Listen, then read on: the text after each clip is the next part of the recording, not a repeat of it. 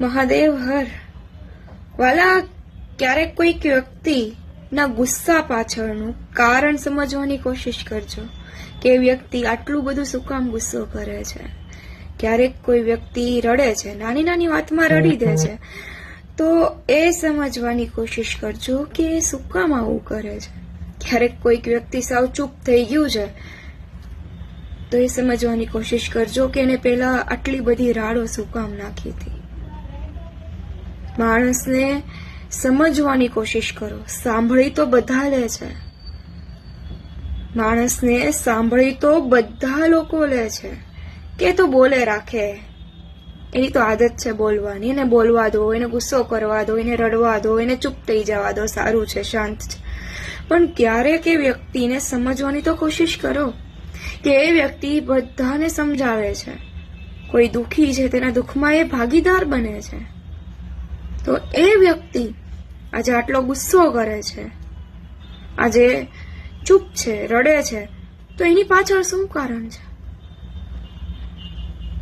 ક્યારેક ક્યારેક એ વ્યક્તિને સમજવાની કોશિશ કરો, ઊંડાણમાં ઉતરો કે એના ગુસ્સા પાછળ કયું દુઃખ છુપાયેલું છે. એ રડે છે તો એની પાછળ, એના આંસુની પાછળ કઈ લાગણી છુપાયેલી છે. આપણે હંમેશા એમ કહીએ છીએ કે આ જવા દે, ગુસ્સો કરે છે, બોલે છે, આ છે તે છે, પણ ક્યારેક તો સમજો. એ પણ વ્યક્તિ એવું ઈચ્છે છે કે એને કોઈ સમજે, સંભાળી લે.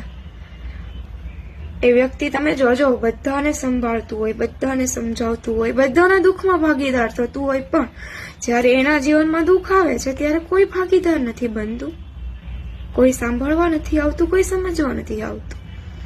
બસ ખાલી સાંભળીને જતા રહે છે કે એનું તો ચાલ્યા રાખે.